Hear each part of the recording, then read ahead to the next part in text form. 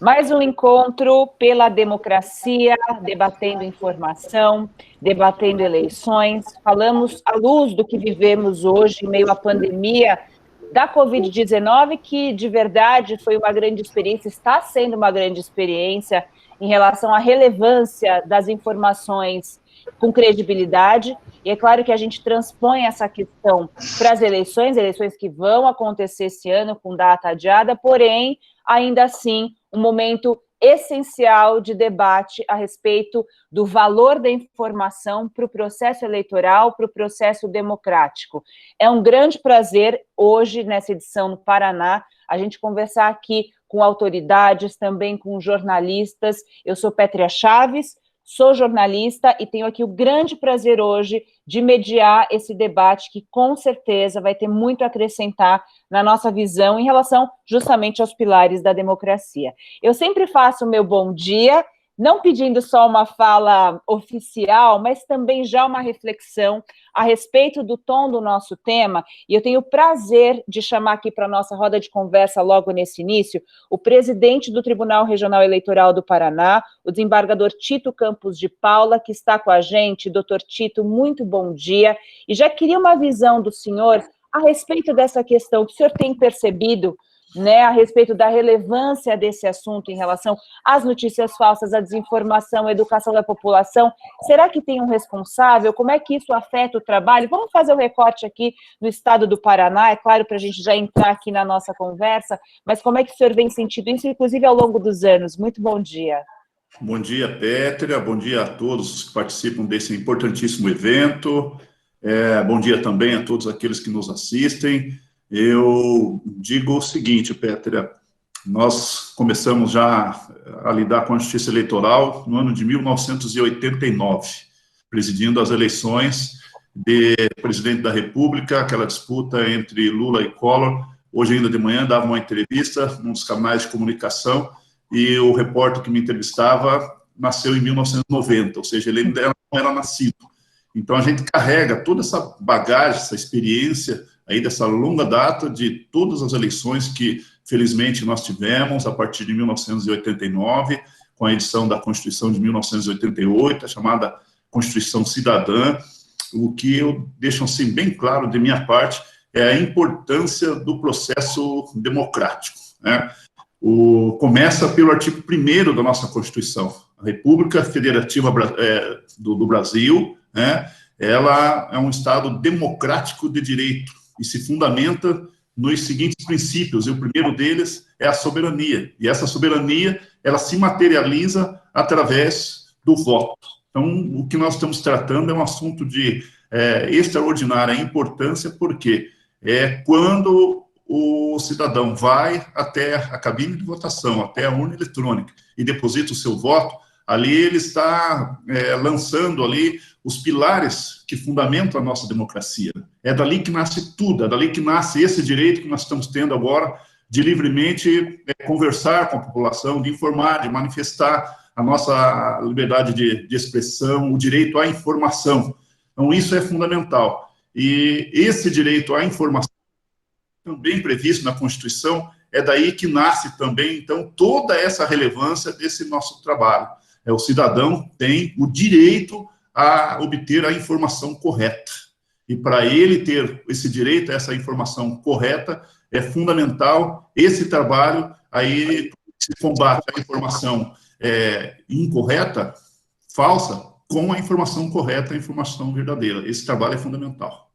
Sabe, desembargadora, a gente em 2018, inclusive fez a gravação de um documentário, claro, apartidário, fazendo uma análise de todo o processo, né, eleitoral de 2018, que elegeu o nosso atual presidente, mas uma das perguntas que eu mais gostava de fazer, e que eu só queria fazer para o senhor, aproveitando a sua larga experiência democrática, inclusive, como é que é observar, né, desde o processo de redemocratização, todo esse processo democrático pelo qual a gente passou, esse momento em especial. Talvez a gente pode pegar talvez o recorte das últimas eleições, porque acho que essa questão tecnológica ficou mais forte, com certeza, isso só tende a aumentar, mas eu digo, em relação à educação do povo, a educação política, o senhor acha que aí a gente tem uma questão, é a questão da tecnologia mesmo, fazendo um paralelo entre o que vem acontecendo com a nossa democracia,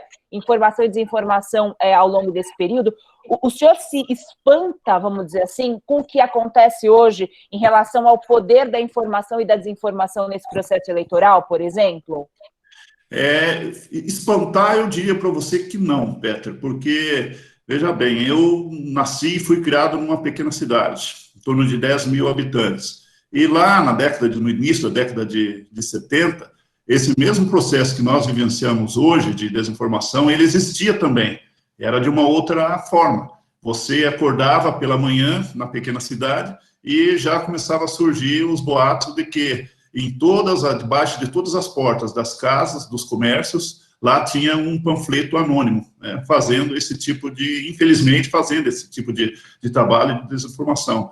E aquilo corria, assim, de uma forma assustadora. Se nós formos olhar na história, os mensageiros já também propagavam as notícias por um raio aí de 60 quilômetros, eles programavam ali 15, 20 cavaleiros e cada um ia correndo, enquanto aquele cansava, passava a informação para o outro e assim por diante, e ia correndo a desinformação ou a informação verdadeira. E hoje é óbvio, né? Com um simples clique ali, você, em segundos, dissemina infelizmente, a falsa informação. E é por isso que é importante esse trabalho, para que na justiça eleitoral se usa muito a expressão paridade de armas, né, entre os candidatos, tem que ter a mesma paridade de armas. E aí onde eu penso que nós, aqui que estamos em favor da informação correta, a gente utilizar corretamente dos meios de comunicação hoje para que a notícia que vai se contrapor àquela notícia falsa, que se dissemine também com a mesma velocidade. Nós não podemos ficar parados, simplesmente como espectadores, claro, guardando com toda a burocracia para soltar uma notícia para combater a desinformação.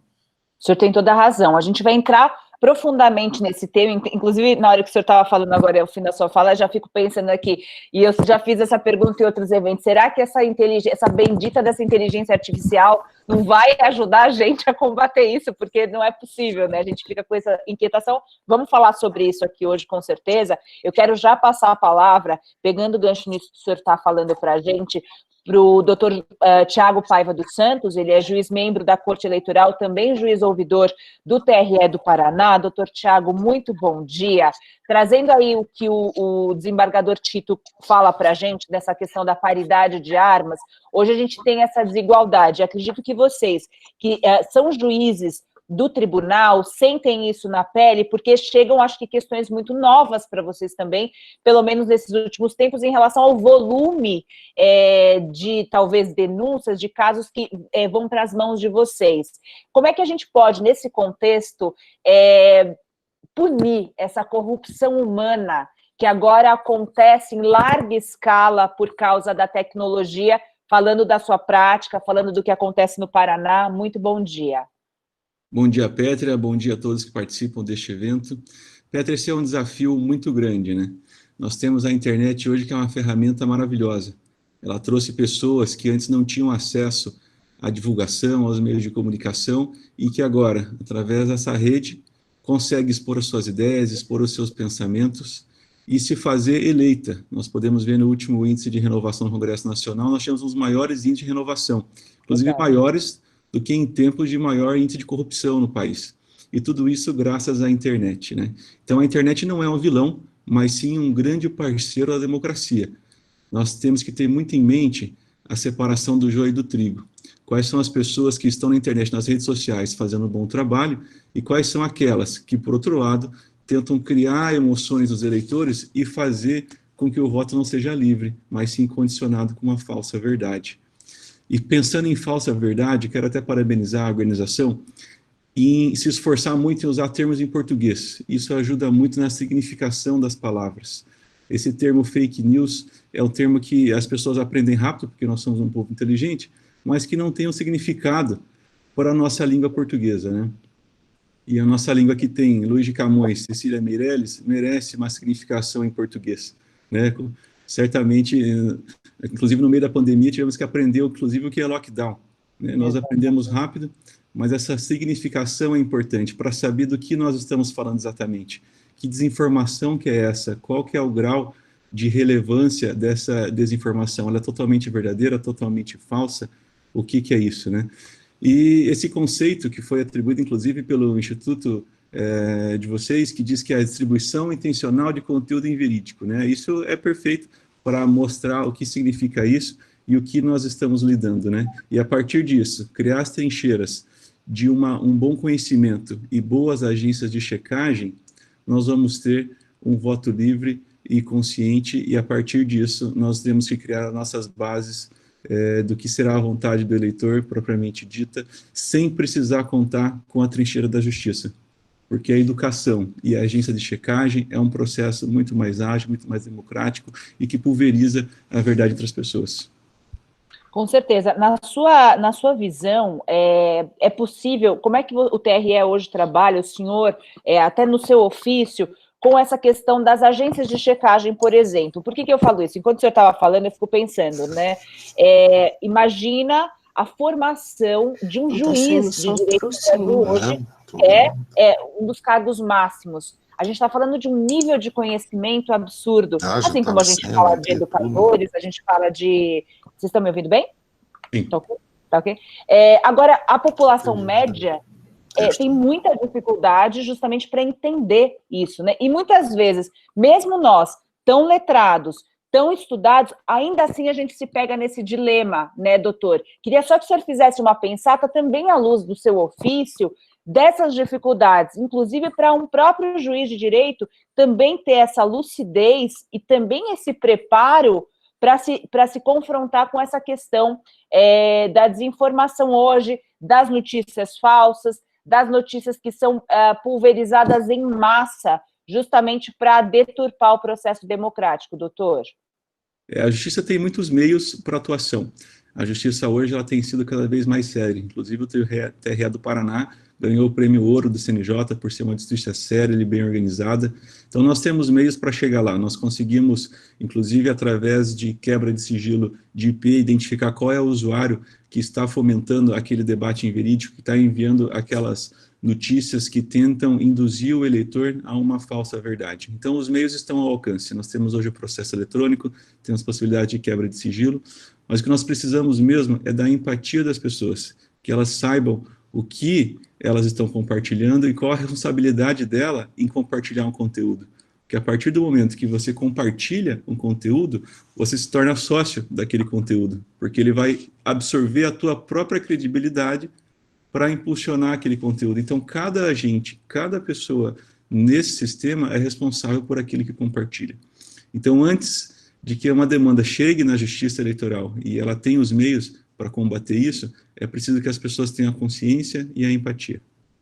Com certeza, e isso que você fala faz muito sentido aqui num processo de aprofundamento democrático, vamos dizer assim, porque não é só a hora do voto, né? Não é só a hora de apertar ali o seu candidato. O voto, ele acaba sendo todo esse processo, e a internet, ela só está mostrando isso, qual é a sua atitude cívica que vai desembocar no seu voto. Então, isso é fantástico. Obrigada por essa colaboração, doutor Tiago. A gente daqui a pouco volta ao senhor, também ao desembargador. A gente segue aqui na nossa roda primeira de apresentação e também reflexão. Eu chamo aqui para a nossa conversa a Melissa Diniz Medroni, ela é chefe da seção de produção jornalística do TRE do Paraná. Melissa, bom dia. E eu quero já adicionar aqui o meu bom dia a você, justamente para que você possa contar para a gente um pouco desses desafios, porque fazendo parte da comunicação, eu acho que você lida com esse, né, esse front, né, do que chega de notícia falsa. A gente teve a questão que foi muito falada, que vira e mexe falada, das urnas eletrônicas, desafiando, né, isso que é um pilar importante hoje da nossa tecnologia em eleição. Então, conta um pouco para a gente, né, não só de como sofre o jornalista, mas como a gente precisa mais do que nunca contar com essa questão da educação, né, do nosso povo. Bom dia. Bom dia, Pétria, bom dia a todas e a todos que estão aqui presentes hoje. Primeiramente, eu gostaria de agradecer ao nosso presidente, o desembargador Tito Campos de Paula, e ao nosso diretor-geral, Dr. Valcir Mombach, pela oportunidade de estar aqui hoje e por serem duas autoridades que investem na comunicação, que investem na interlocução com a imprensa, com a sociedade e no combate à desinformação. Também queria agradecer a nossa coordenadora de comunicação social, Rubiane Creus, que também é uma pessoa fantástica, que está fazendo um trabalho maravilhoso, que com certeza esse ano o TRE se preparou para essa eleição, para enfrentar esse desafio, Pétria. E o que eu queria colocar aqui é que o que a gente estava se preparando já para essa eleição era para combater a desinformação relacionada à segurança do voto. E como até o tema do nosso talk show, essa questão de o que a gente aprendeu com a pandemia do coronavírus, né? Agora tem toda uma questão relacionada não só à segurança do voto, mas à segurança do eleitor, à segurança do mesário, à segurança de todos os colaboradores da Justiça Eleitoral que trabalham, que fazem parte desse evento. É um evento muito grande. No Paraná são 8 milhões, mais de 8 milhões de eleitores. Então, a gente também está se preparando para combater a desinformação relacionada à segurança sanitária do pleito, né? No TRE, a gente buscou, como a gente acredita que a desinformação ela atinge não só a justiça eleitoral, não só as eleições, mas todas as instituições, nós buscamos todas as instituições do Estado para trabalhar em rede, para que o Paraná trabalhe unido no combate à desinformação.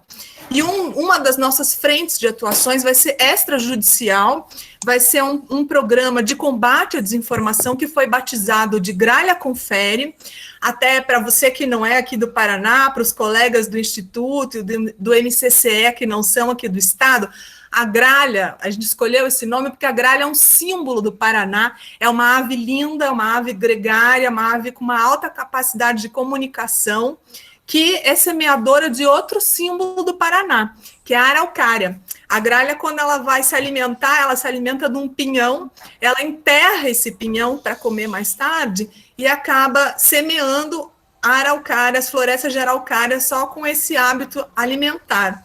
Então, a gente escolheu a gralha para ser o símbolo do nosso projeto, que consiste numa agência de checagem dentro do tribunal. É uma iniciativa inédita dentro da Justiça Eleitoral. A gente foi pegar como referência o Programa de Enfrentamento à Desinformação do TSE, os Objetivos do Desenvolvimento Sustentável da ONU e também critérios internacionais de checagem usados por todas as agências. O nosso público-alvo são esses eleitores, esses 8 milhões de eleitores do Estado e também os nossos colegas da imprensa que precisam de informações corretas para trabalhar na cobertura das eleições. A gente vai disponibilizar um número de celular para a população enviar suas dúvidas pelo WhatsApp, compartilharem links que receberam, notícias que pareçam duvidosas, que possam surgir, que possam viralizar, mas que elas estão na dúvida, elas mandam para a gente vai fazer essa verificação. Não vamos trabalhar com informações relacionadas a partidos e candidatos, apenas informações referentes ao processo eleitoral e à segurança do voto. Para isso, a gente conta com a ajuda de um conselho editorial e consultivo aqui dentro do tribunal, formado por todos os gestores da instituição, eles todos foram nomeados por uma portaria da direção-geral e também por representantes de 13 polos do Paraná. Nós vamos usar toda a capilaridade da justiça eleitoral, as principais cidades, os servidores, os juízes eleitorais estão participando do projeto, para quando acontecer uma situação lá em Cascavel, lá em Londrina, lá em Foz do Iguaçu, a gente aciona esse pessoal para checar se essa informação é correta, não é, o que a gente precisa passar de esclarecimento para a população. E essa informação ela vai ser repassada em texto, sim, mas também em audiovisual. A gente vai fazer vídeos, áudios, cards para as redes sociais, porque a ideia é traduzir a informação para a linguagem que as pessoas estão acostumadas a consumir notícias hoje em dia. A gente quer fazer uma coisa que seja mais próxima da linguagem popular do que aquela linguagem, às vezes, mais formal do judiciário e de um órgão público. A gente está levando em consideração para isso, Pétria, que a gente está falando de 2 milhões de eleitores que tem no máximo o ensino fundamental completo aqui no Paraná, além de uma população de mais de 600 mil idosos, né? Então, a gente tem que falar uma linguagem que realmente chegue nessas pessoas, e mais do que isso, a gente tem que fazer chegar. Por isso, a ideia do projeto de não se restringir ao nosso site, por exemplo. Essas checagens, elas vão ser publicadas numa página própria, que já está criada, mas também nas redes sociais e nas páginas dos nossos parceiros. Aqui nós temos hoje conosco, participando, Ministério Público Federal, Ministério Público Estadual, OAB, Tribunal de Justiça, Polícia Militar, IPRAD, Abradep, FEComércio, SESC, SENAI, nossos colegas da imprensa. Então, os órgãos públicos, entidade civil, estão me ouvindo? Entidade civil, imprensa, todos já assinaram um termo de cooperação técnica com o TRE Paraná, se comprometendo a colocar em suas páginas oficiais, em seus grupos de mensagens, essas checagens que nós vamos produzir a partir das dúvidas enviadas pelos eleitores.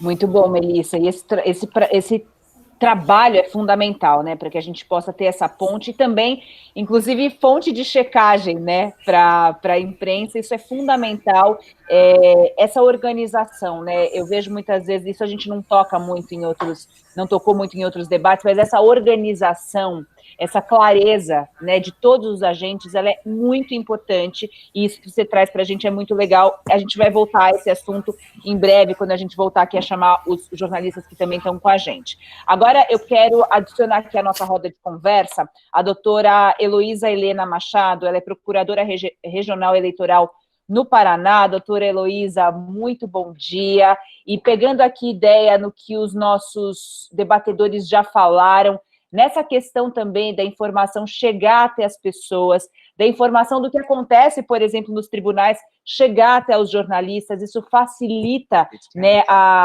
o trânsito de informação. Agora, quais são os desafios, na sua visão, como procuradora, nesse momento que nós temos, em que as pessoas já estão tão, vamos dizer assim, tão à flor da pele em relação a tudo o que acontece? Essa questão da desinformação, ela é real, as pessoas também muito reativas nas redes sociais. Como é que a gente enfrenta, vamos dizer assim, esse período eleitoral diante de todos esses desafios na sua avaliação? Muito bom dia. Bom dia a todos, bom dia a todas, bom dia, Pétria. Um prazer muito grande estar aqui com vocês. Eu tenho acompanhado o desenvolvimento desse projeto de combate à desinformação, assisti vários programas, sai um melhor que o outro, não é? Cada pessoa, cada localidade tem a sua peculiaridade, então é muito bom, é um projeto realmente de excelência que vocês estão desenvolvendo no Brasil inteiro. Então, o Ministério Público Federal, e em particular o Ministério Público Eleitoral, a Procuradoria Regional Eleitoral, sempre encontrou desafios no sentido da desinformação. É mais ou menos aquilo que o desembargador Tito falou, sempre teve. Eu sei que a gente falar isso, isso não é novidade, parece até que já está uma figurinha carimbada, mas é verdade, a desinformação sempre ocorreu, das mais diversas formas. A Justiça Eleitoral sempre foi atuante e o Ministério Público Eleitoral sempre ficou ao seu encargo levar até a Justiça Eleitoral questões que são realmente importantes. Claro, não podemos cuidar de tudo, não vamos cuidar de toda a desinformação que vai chegar até nós, ou que a população vai disseminar, até porque a população poder falar, poder exprimir sua opinião, seja ela falsa ou verdadeira, é a opinião dela, faz parte da democracia. Então, não podemos, a partir do momento que você vai cuidar de tudo o que todos falam, você está cerceando a liberdade de expressão, e não é essa a intenção. Então, o que o Ministério Público Eleitoral faz e deve fazer? Deve pegar informações que venham justamente contra a democracia, contra o processo eleitoral. Tivemos exemplos na última eleição paradigmática de 2018, tivemos exemplos bem importantes disso, bem característicos disso, e foi o ataque às urnas eletrônicas. Uma coisa é você dizer, não, a urna eletrônica, não, eu não confio, né? Você dizer assim, olha, eu voto, mas não confio. Agora, outra coisa é você dizer, a urna foi fraudada, a urna foi apreendida. Eu tenho provas disso. Ninguém tinha provas. Isso realmente é uma desinformação que pode desestruturar todo o sistema eleitoral, toda a nossa democracia. Porque, como você mesma disse, Petra, a população já está assim, diante de tantos problemas, a população está com os nervos à flor da pele. Aí chega alguém que tem uma certa... alguém importante perante o eleitorado. Relevância, né? A relevância, claro. Relevância, exatamente, obrigada. Perante a população, perante o eleitorado, e fala coisas que não são verdade, a gente não sabe até que ponto, aonde isso pode chegar. Pode chegar até num grau de violência da população que a gente quer evitar a todo custo. Então, veja, o Ministério Público Eleitoral trabalha muito com isso. Chegam informações diariamente. Em época eleitoral, em época não eleitoral também chega. Nós temos que filtrar e ver o que isso, até na parte da própria propaganda, né, eleitoral, o que isso faz parte da liberdade de expressão, o que faz parte do jogo eleitoral, e o que é que sai dessa linha e está partindo para um ataque à instituição, um ataque à democracia, um ataque à liberdade. Então, esse é o ponto de vista, principalmente o meu, mas eu acredito que o Ministério Público Eleitoral trabalha muito nessa linha. Doutor, eu quero só colocar uma questão. Esse é o meu áudio, que está ruim assim? Vou ouvir agora um eco grande, mas vamos lá. Uma questão que eu queria só a sua opinião, não para colocar polêmica em nada, mas só a sua visão em relação como procuradora. A senhora acha que a gente precisa de mais, vamos dizer assim, controle, ou é mesmo mais discernimento em relação ao que nós temos? Estou falando em relação a esse processo. Claro que tem essa grande discussão, que, aliás, não está acontecendo uma grande discussão como deveria, né? Mas hoje está a questão posta desse projeto de lei falando, ou querendo regulamentar a questão das fake news, da desinformação e das mentiras em rede, mas a senhora vê no seu ofício, no seu contato, tanto com a justiça quanto com a população, é necessário que se tenha mais controle, ou é necessário que se tenha mais, talvez, organização, punição, discernimento? A senhora tem alguma opinião formada a respeito disso? Tenho opinião própria, opinião minha, né? Não precisamos de mais controle. Agora, precisamos de bom senso e discernimento. O que é realmente, se tivéssemos isso, se nossos candidatos tivessem bom senso e discernimento, não teríamos nem esse debate aqui. Porque cada um faria o que é necessário para uma campanha justa, para uma campanha limpa, demonstrando as suas qualidades, os seus programas políticos, sem precisar atacar o seu concorrente, trazendo coisas que não interessam, da vida particular dele, que foi não sei para onde, que namorou não sei com quem. Gente, isso não interessa. Bom senso e discernimento na vida pública, o que aquela pessoa fez na vida pública. E em relação a controle, eu acredito que o arcabouço legislativo que temos no Brasil é muito grande, e ele contempla várias fases e várias faces do processo eleitoral. Só pegando um exemplo, se alguém mente ou atribui a alguém um fato criminoso e isso é mentira. Você vai ter a calúnia. Se isso é no processo eleitoral, você vai ter a calúnia eleitoral. Então, veja, nós temos ferramentas para combater ou para punir.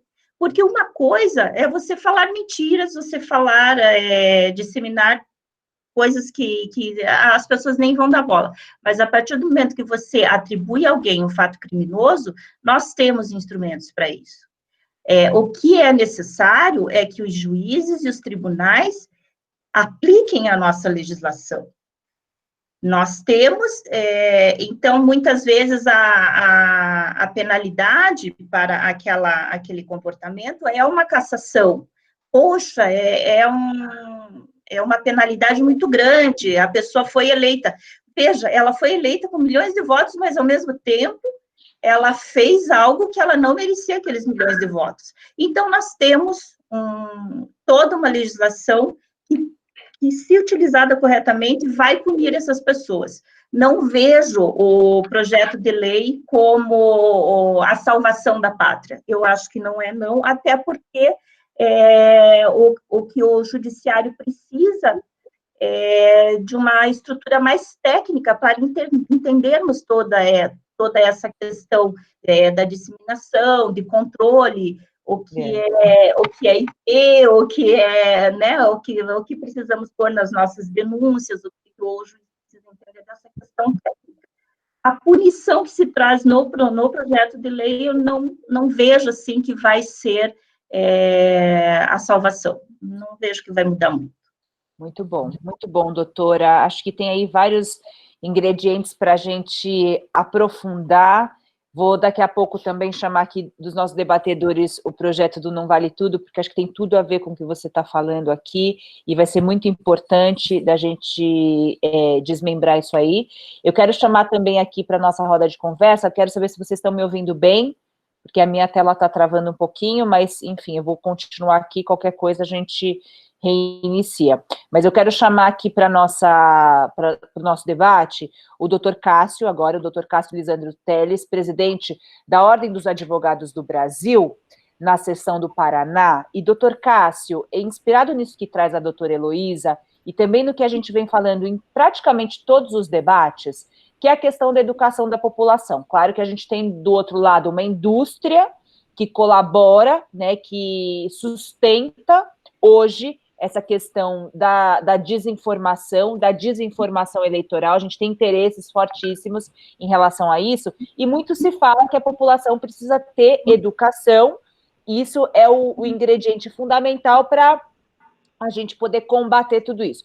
Mas trazendo aqui o que a doutora Heloísa fala para a gente também, o que também já falamos em encontros passados, a estrutura, os candidatos, né? Se a gente pensa na figura do candidato, esse candidato ter mais educação, esses partidos políticos terem mais responsabilidade em relação aos candidatos, ao que é falado, até responsabilidade penal, no olhar da justiça. O senhor vê que esse é também um caminho para a gente começar a talvez elevar o debate, não ficar tão vulnerável a esse tipo de ataque, como a doutora falou, a gente teve também essa conversa em outros estados, esse jogo sujo que se tem muitas vezes trazendo vida pessoal, né, do outro candidato adversário. O senhor vê que, existe alguma maneira, na sua visão, de talvez incrementar a educação dos nossos candidatos políticos? Essa poderia ser uma saída, doutor? Bom dia. Bom dia, Pétria. Bom dia a todos os participantes e as participantes que estão conosco aqui. Uma honra muito grande para a Ordem dos Advogados do Brasil estar aqui ao lado do Poder Judiciário, do Ministério Público Eleitoral e da sociedade civil organizada juntamente com os jornalistas que fazem um trabalho tão importante também na divulgação das boas informações tão necessárias em ambiente eleitoral. Pétria, eu até acho que o que você fala está vindo muito ao encontro do que nós estamos pensando aqui na nossa instituição, né? Inspirados também pelas ideias do Tribunal Regional Eleitoral, as ideias do desembargador Tito também nesse sentido. nós estamos programando, através da nossa Comissão de Direito Eleitoral, em todo o estado do Paraná, nós temos 48 subseções no estado, e evidentemente que agora também com a pandemia, nós aprendemos a usar mais essas plataformas virtuais de debates, que eu acho que facilitará muito também esse trabalho, de realmente trabalhar como os candidatos. Nós estaremos vivendo uma eleição municipal. As eleições municipais têm características um pouco diferentes das outras eleições, né? Elas são eleições que são mais acirradas. Nós vemos, lamentavelmente, quanto menor o município, a gente vê, assim, episódios até de violência, né? Eu acho também que, neste particular, de certa forma, o ambiente virtual, ele coloca um pouquinho até mais de combustível também, né? E hoje o ambiente virtual, ele está em todos os lugares, ele está nos pequenos municípios, nos grandes, nos médios e nos grandes municípios, e evidentemente que isso nos traz uma certa preocupação, porque na arena virtual, as pessoas, elas normalmente assumem posturas que em público ou num diálogo pessoal, elas costumam não assumir, né? E isso gera mais intolerância, né? Eu acho que também as redes sociais, elas têm o lado positivo, mas elas têm esse lado negativo de produzir cada vez mais intolerância. Então, eu penso que sim, que nós tenhamos que fazer um trabalho também com os candidatos, e aí nós temos candidatos, às vezes, que não têm um discernimento ou um nível de instrução maior, que compreenda realmente o alcance de todas as suas posturas, de todas as suas mensagens, né?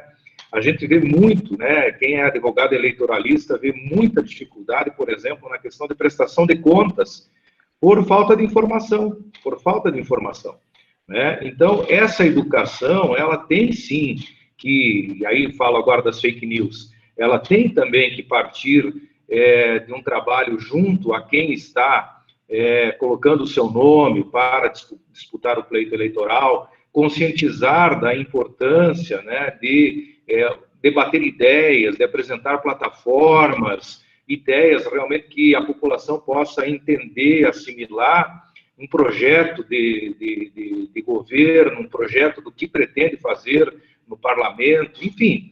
Eu acho que nesse ponto as instituições podem se unir, sim. Como eu disse, na Comissão de Direito Eleitoral, nós estamos programando uma rodada em todo o estado do Paraná, nas 48 subseções, trabalhando com os candidatos, oferecendo isso de maneira gratuita, através dos nossos advogados eleitoralistas, né, esclarecendo também aos candidatos, por exemplo, as consequências, as penalidades de se divulgar fake news, né? Porque hoje nós temos, eu concordo com a doutora Luísa quando ela disse que nós temos um regramento muito interessante já na lei eleitoral, na lei 9.504, com todos os seus aprimoramentos, né? E acho que isso também precisa ser divulgado para que os candidatos saibam que há punição, que há sanções em relação à divulgação de fake news, né? E me parece que esse trabalho, ele pode sim também ser realizado nessa parceria entre a Justiça Eleitoral, entre o Ministério Público Eleitoral, entre as instituições da sociedade civil, a imprensa também pode nos ajudar bastante. Algo que, assim, eu também colocaria nesse início de debate, Pétria, para também uma reflexão de todos nós, né? Realmente aquilo que a Melissa também colocou aqui, né? E esse projeto do Gralha Confere, né? Algo que me parece necessário, fundamental, é a velocidade da reação da justiça para coibir as fake news, né? Esse é um grande desafio. A justiça, ela tem um tempo, ela tem uma velocidade, né?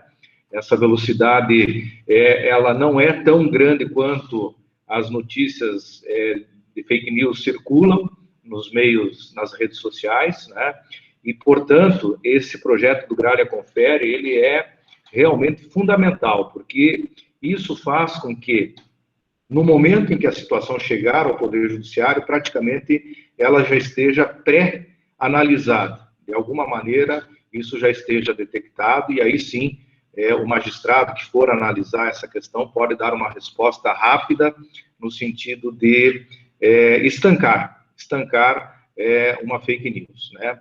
E também concordo, acho que você tocou num ponto antes aí que é algo que nós também temos que usar a nosso favor. Essa mesma velocidade em que uma fake news ela circula, eu acho que todos nós podemos fazer uma rede de informação segura, né?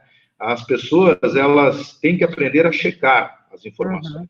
E nós temos que colocar à disposição da população canais de cheque, né? Esses canais, para mim, são a imprensa consolidada, a imprensa tradicional, né, que tem uma história, e também as organizações da sociedade civil. Eu penso que, inclusive, a nossa organização, que tem um nível de credibilidade muito alto perante a sociedade brasileira, ela pode contribuir também nesse sentido, criando ou participando dessa rede de checagem, né? Porque também, se nós pensarmos numa informação maciça, e essa informação maciça vindo de canais tradicionais, de canais confiáveis, isso também ajuda a combater bastante as fake news. Então, eram essas as colocações. Eu também acho que esse trabalho mesmo de orientar, de educar os candidatos, ele é, sim, fundamental. E é muito importante, né, doutora, assim, isso da sua fala, e eu pensando, inclusive, no que a Melissa também falou, a grande diferença é que a gente tem muitas ideias e elas precisam ser botadas em prática, né? Então, assim, as instituições, elas precisam se mobilizar, porque a gente tem aí esse desafio, e aí mais legislação, mais regulamentação, sendo que a gente já tem aí né, os nossos servidores, né, os nossos profissionais de justiça, precisando fazer um trabalho prático, né, em cima do volume de desafios que vem para a gente nesse momento. Nesse sentido, eu queria também chamar aqui para a nossa roda de conversa mais uma jornalista, que é a Kátia Brembati. Ela é repórter da Gazeta do Povo, professora de jornalismo da Universidade Positivo, e a Kátia ela vai colaborar com a gente diante de tudo isso que foi falado, o que o doutor Cássio também comentou aqui com a gente, da relevância desses projetos contra a desinformação. E muitas vezes, Kátia, até nos grupos, né, de WhatsApp, por exemplo, no meu caso em particular, eu acabo saindo como a chata mesmo, porque se vem notícia falsa, eu acabo falando, gente, queridos, né, olha, é muito fácil de ver uma notícia falsa. Você vai no buscador, no Google, entendeu? Você põe lá o lead do negócio, a primeira, você já vê que é falso, né? E aí a gente tem que fazer esse trabalho. Assim como foi falado aqui, tanto pelo desembargador Tito, também doutor Tiago, é um voto também eu me portar dessa maneira mais cívica nas redes, né? A gente tem hoje essa, talvez, obrigação. Como é que você vê, hoje em dia, todos nós sermos jornalistas, independente de sermos formados em jornalismo ou não? Existe talvez uma obrigação, assim como é obrigatório votar, a gente também está obrigado hoje a se posicionar em relação a consumo verdadeiro, vamos dizer assim, de notícia, né? Como é que você vê essa questão? Bom dia. Bom dia, Pétria. Sim, eu já fui expulsa de alguns grupos, eu sou a chata de alguns grupos, então vou falar um pouco disso também. Queria agradecer o convite da Justiça Eleitoral e já aproveitar para parabenizar a Justiça Eleitoral, porque acho que o conteúdo de divulgação da Justiça Eleitoral é um dos mais claros e mais compreensíveis, né? Esse conteúdo, principalmente de televisão, que tem sido feito, é muito acessível para entender essa discussão, então acho que a Justiça Eleitoral está prestando um trabalho bem relevante nessa discussão, né? Vou falar um pouco disso, pegando o gancho na sua pergunta especificamente, né? Por que a gente, eu e você e outros jornalistas, né, somos os chatos do grupo do WhatsApp, né? Porque é o nosso dever profissional, eu não posso, diante de uma informação inverídica, simplesmente me calar, né? Mas a gente está vivendo essa realidade que você apontou, que é essa realidade de que todo mundo é comunicador em alguma medida, né? Comunicador lá no grupo de WhatsApp da família, dissemina uma informação no grupo do condomínio, né? Fala no elevador, né? Mas como a doutora Heloísa falou, existe uma diferença muito grande entre dizer eu acho tal coisa e é isso, eu tenho provas disso e disseminar essa informação, né? qual que é a diferença desses comunicadores no geral, que a gente tem aí, os 200 e poucos milhões de comunicadores que a gente tem no Brasil, né? Antigamente a gente tinha X milhões de técnicos de futebol, depois a gente passou a ter X milhões de médicos, e agora a gente tem X milhões de jornalistas, né? Qual que é a diferença básica, né? Quem tem uma formação na área, e eu estou aqui falando com alguns jornalistas, sabem que a gente tem uma série de técnicas, né? A gente aprende uma série de procedimentos que faz com que a gente consiga compreender esse processo de checagem, que é uma palavra que eu gostaria de falar um pouco mais hoje, né? Checagem faz parte do trabalho do dia a dia do jornalista, é rotina. Antes de toda essa discussão de fake news e tal, a gente já fazia checagem, a gente faz todo dia, né? E hoje as pessoas comuns estão tendo que aprender a fazer checagem. Então, boa parte do que eu gostaria de conversar hoje é um pouco sobre conceito, né, de fake news, por que esse conceito é errado, né, inadequado, porque a gente não deveria usar essa expressão. Tem uma série de motivos pelos quais, desde semântica até uma questão de construção social, de por que a gente não devia usar esse termo, né? Também a questão das ferramentas, né, explicar como que é o processo que a gente deveria usar quando chega uma informação para a gente, né, antes da gente compartilhar, e até às vezes poder responder no próprio grupo, dizendo não é verdade, não precisam ser só os jornalistas, os chatos que respondem isso, né, outras pessoas podem fazer isso, e também explicar o ponto de vista do jornalismo, né, então foi falado aqui no início que a gente vai falar sobre vários pontos de vista. Eu queria apresentar o ponto de vista do jornalista, dizer que sim, a imprensa erra, né, e que há uma diferença muito grande entre erro e o que se conhece como fake news, que é um termo que a gente não deveria usar. Então, eu queria também abordar um pouquinho essa questão da diferença entre erro de imprensa, né, e essa desinformação proposital aí que a gente tem. Eu queria que você falasse já para a gente a respeito desse conceito, que foi até tocado pelo Dr. Tiago, da fake news, né, porque a gente importa esses termos, aí o termo cai na boca de todo mundo, é igual isso, né, falar, você é esquerdista, você é não sei o quê, né, tudo vira um xingamento, fake news virou um xingamento também vazio, né, e que serve para desmerecer o quê? O debate mais profundo. A gente precisa, isso é um trabalho também jornalístico, né, que eu acho que com certeza é algo que também eu vejo pelos tribunais que a gente vem conversando, em particular aqui no Paraná, que eu sei que tem um trabalho de excelência, é uma profissão de fé, né, combater discurso raso, embora possa parecer chato, mas a gente precisa ir um pouquinho mais além da superfície. Fala para mim porque o Dr. Tiago levantou essa bola, eu gosto muito que você já fale a respeito disso, por que não fake news e por que é importante a gente diferenciar e entender qual é o real problema de hoje, professora. Vamos lá, então. Então, tem essa questão da língua mesmo, que já foi abordado pelo professor Tiago, né, o termo em inglês, né, que muitas vezes não é compreensível e não foi traduzido adequadamente.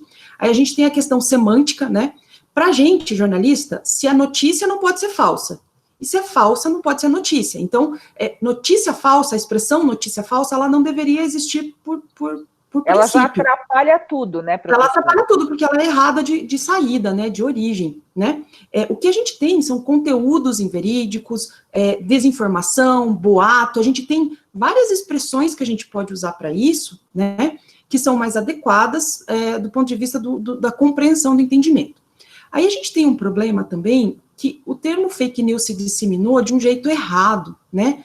Então, muitas vezes, assim, no debate, quando você vai apresentar um argumento, ou eu já vi acontecer assim, você faz uma pergunta, um jornalista faz uma pergunta, e a pessoa fala assim, isso é fake news. Você está perguntando uma coisa para o sujeito, e ele responde com isso é fake news, e com isso ele já enterra o debate, né? Uhum. Porque de saída, ele já diz que aquilo não é verdadeiro, isso já é compreendido por quem está ouvindo esse debate como uma má-fé de quem está perguntando, por exemplo, né?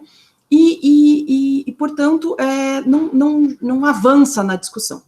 Também tem a questão de que muitos grupos radicais, às vezes, se apropriaram do termo fake news para descredibilizar a imprensa. Então, fala assim, aquele veículo, só publica fake news, não sei o quê. Veículos sérios, como eu expliquei, eles erram, né? E precisam se retratar quando é o caso e tal. Agora, veículos sérios, no Brasil, fora e tal, não produzem fake news, porque fake news, né, teoricamente, é uma questão intencional, né, indo lá para a questão de conceito, é uma questão intencional para você distorcer uma compreensão sobre um determinado fato, querendo atingir um determinado objetivo. Não é esse o trabalho da imprensa. Aliás, o nosso bem maior, a imprensa consolidada, como o Dr. Cássio falou, nosso bem maior é a credibilidade, né? Quando alguém recebe uma notícia, um conteúdo do WhatsApp, dizendo que, sei lá, alguém morreu, né? Onde que as pessoas vão conferir se é verdade que aquela pessoa morreu, né? Na imprensa, porque ela pode estar até passando por um processo de desacreditação, mas no final das contas, a hora que a água bate assim no pescoço, né? Onde que as pessoas vão checar essa informação? Então, assim, vou usar um exemplo. No dia que ontem, vou usar um exemplo bem simples para mostrar a diferença de erro e desinformação proposital, né? Ontem o Fantástico, sem querer, colocou uma imagem de uma pessoa errada num obituário lá, dizendo que um determinado escritor morreu. Na hora que eles foram montar as imagens, eles sacaram uma imagem de um outro cara que tinha um nome parecido e colocaram. Já se corrigiram no meio do próprio programa, né? Porque foi um erro que qualquer ser humano é capaz de cometer. Outra coisa foi a disseminação da informação de que o Doleiro Youssef tinha morrido no dia da eleição, que imagino que deva ter dado muito trabalho, deu trabalho para a imprensa, imagino que para a Justiça Eleitoral também deva ter dado trabalho. Essa informação, ela foi plantada propositalmente para gerar o caos naquele dia, né? E onde as pessoas foram conferir se era verdade que o Youssef morreu ou não, né? Na imprensa consolidada.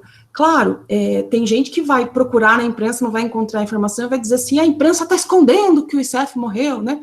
Isso vai acontecer, né? Mas boa parte da população, quando for checar, vai falar, não, acho que não morreu não, né?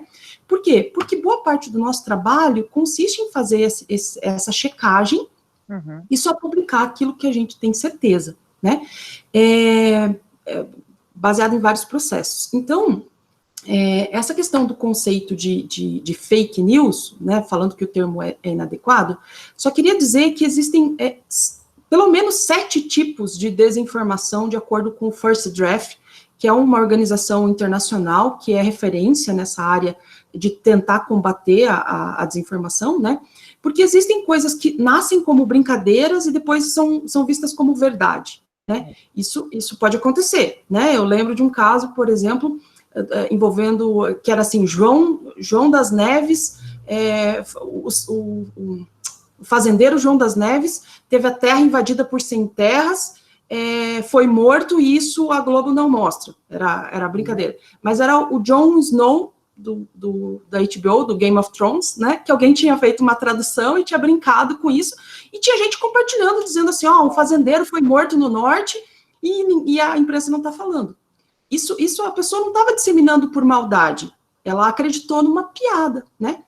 Agora, quando a gente pegar o caso do recente de queimada na Amazônia, né? Um monte de gente divulgou fotos de 1989, são queimadas, são na Amazônia, mas estão fora de contexto, tá errado, essa foto não é de agora. Foi proposital? Foi para querer fazer alguma coisa errada? Não, mas a pessoa cometeu um erro e isso foi visto como desinformação.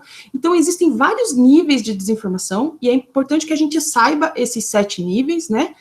Mais para frente a gente pode tratar disso, para explicar o que é intencional, o que não é intencional, como que a gente faz para descobrir a diferença entre uma coisa e outra, e eu estou aí disponível para ajudar nisso. Maravilhoso, maravilhoso, que aula incrível, professora Kátia, maravilhoso, a gente vai voltar sim, inclusive eu já comecei a ficar com várias perguntas, eu tenho pergunta que eu quero direcionar para o doutor Tiago e para a doutora Heloísa, em relação ao que você trouxe para a gente como inquietação, mas antes disso eu quero só passar a bola para o Luciano Santos, do Movimento de Corrupção, Movimento de Combate à Corrupção Eleitoral, Luciano, porque é o seguinte, diante do que foi exposto aqui, também aqui pela professora Kátia, me veio uma sensação que a gente não debateu em outros encontros, que é o seguinte, vocês trabalham, né, no movimento contra a corrupção, vem com um trabalho super sério, o projeto do Ficha Limpa e tudo mais, mas essa polarização, nos níveis que a gente acompanha hoje, em que a própria polarização banaliza termos, né, desmerece trabalho,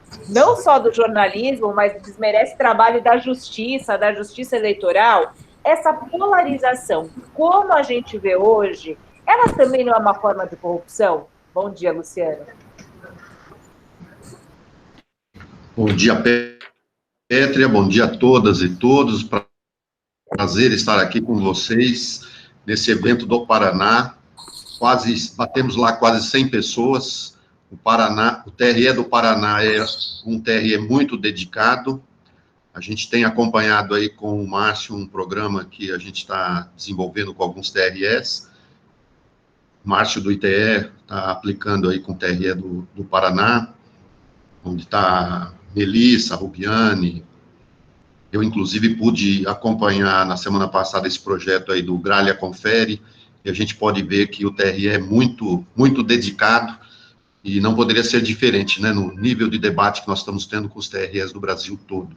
Então, queria cumprimentar o doutor Tito, e doutor Cássio Teles, todos que participam aqui, doutor Tiago, a doutora Heloísa. Você toca num ponto, Pétria, que é bem interessante, porque o doutor Tito falou sobre a questão das mentiras, né, que não é uma coisa nova. Ele falou dos panfletos apócrifos que se distribuíam nas madrugadas debaixo das portas, né, nas caixas de correio das casas, difundindo conteúdos inverídicos, como disse a Kátia, e isso sempre desestabiliza, né, e especialmente se a gente pegar a eleição municipal, que é a próxima eleição, onde você, em cidades pequenas, você não tem rádio, televisão, os jornais normalmente têm ali um viés, porque tem algum grupo que controla isso. Então, com essas dificuldades, eu tenho até um termo que eu uso sempre, que é do Otto von Bismarck, que diz que nunca se mente tanto como antes das eleições, durante a guerra e depois da pescaria. Atualizado aqui para o Brasil, porque lá eles falam da caça, né? Então, realmente, durante esses períodos, a mentira, essas notícias acabam sendo dissimuladas e atrapalham o processo eleitoral. Eu acho que, com a tecnologia, e esse é o projeto que a gente vem desenvolvendo, com a tecnologia, isso acabou sendo potencializado, né? Essa polarização, como você diz, essa polarização que a gente vive hoje, as pessoas acabam se afastando daquilo, da razão, é sentimental, então vai pelo sentimental, e muitas vezes recebem alguma notícia que é notícia falsa, mas que atende o interesse da eleição, do momento. Isso vai atacar o meu adversário, o meu inimigo, então eu vou, e vai disparando, né? Isso acaba sendo utilizado com tecnologia, com robôs, mas cai para o nosso grupo da família, dos amigos, né? E isso é espalhado. Então, com certeza, esse é um combustível que acaba piorando muito a situação. O doutor Cássio falava desse acirramento também. Nesse acirramento, as pessoas perdem a razão, a lógica, e vai para esse ataque que acaba sendo muito prejudicial para o processo eleitoral. Então, esse Gralha Confere eu achei fantástico. Tem campanhas, né, doutor Cássio estava falando, a OAB faz sempre campanhas, e o que a gente tem trabalhado é nesse sentido, de fazer campanhas de esclarecimento, de mostrar para o cidadão a importância que tem de ter o controle dessa situação, a gente não disseminar notícia falsa, não propagar essas questões que prejudicam o processo eleitoral e dar a contribuição efetiva para que a democracia possa acontecer, ela possa ser aprimorada e o processo eleitoral ele seja efetivamente um dia de consagração, onde a gente vai buscar um resultado. Doutor Tito falou também sobre a questão da paridade de armas, né? Então, como você disse, nós trabalhamos contra a compra de votos, trabalhamos com a lei da ficha limpa, processos para tornar a disputa eleitoral equilibrada, né, a paridade de armas. A desinformação, ela traz um total desequilíbrio do processo eleitoral. O candidato que pratica esse tipo de ferramenta, ele vai desequilibrar o pleito. Eu cito até aqui em São Paulo, nós fizemos um trabalho com o Ministério Público, tanto do Estado como a Procuradoria Regional Eleitoral. Foi feita uma audiência pública, resultou num termo de compromisso dos partidos, lembrando que os partidos têm responsabilidade no processo e que eles também são atores importantes nesse processo. Então, nesse nesse programa, os partidos assumem o compromisso que vão ter transparência, que não vão disseminar notícias falsas, e é interessante que a gente vê alguma resistência de alguns partidos em não aderir ao programa. Isso foi criado também um site, onde vai ter uma plataforma para que as pessoas possam acessar, acompanhar os gastos de campanha, especialmente do dinheiro público, né? Se estão usando esse dinheiro com empresas que são empresas idôneas, sérias. Então, é todo um programa para a gente colaborar, para que o cidadão tenha informações e que ele possa acessar conteúdo que informe, que ajude a esclarecer, para escolher o seu candidato. Eu acho que o dia da eleição é o dia mais importante da democracia para você escolher o seu representante e fazer isso de forma muito clara, muito transparente e da forma mais equilibrada possível. Eu acho que os desafios são grandes, mas a gente tem feito esse debate, acho que esse debate é muito importante, foi discutido também a questão aí da legislação, que eu acho que é uma questão importante. A gente tem debatido com os autores do projeto que está no Congresso, e acho que esse debate também traz luz para o assunto, para a gente entender a importância que tem a regulamentação e ver a oportunidade, se ela é oportuna, como deve ser feito, e aprofundar esse debate. Era isso. Com certeza, Luciano, obrigada. Vamos ver aqui como é que se desenvolve o nosso debate, que é sempre curto, como eu disse no começo, a gente acha que 2 horas é bastante, não é, a gente poderia ficar aqui uma manhã inteira para entender. Eu vou jogar daqui a pouco a pergunta que o Michel Micheleto fez aqui no chat do nosso encontro. Ele é presidente da Associação das Emissoras de Radiodifusão no Estado do Paraná, tem trabalho árduo no combate de fake news, e ele quer perguntar para os debatedores. Eu vou endereçar essa pergunta na sequência para a Natália Leal, da Agência Lupa, e para o Ariel Kogan, do Instituto Tecnologia e Equidade, a respeito da responsabilidade das plataformas como Facebook, Google e Twitter nessa disseminação da desinformação. A gente vai falar, Michel, porque essa questão que você traz, ela é fundamental, mas antes disso, diante de tudo isso que a gente falou, eu quero só saber a opinião do doutor Tiago, que é juiz-membro da Corte Eleitoral, também juiz ouvidor do TRE Paraná. E antes disso, eu já estava me esquecendo, mas importantíssimo mencionar aqui que nós temos também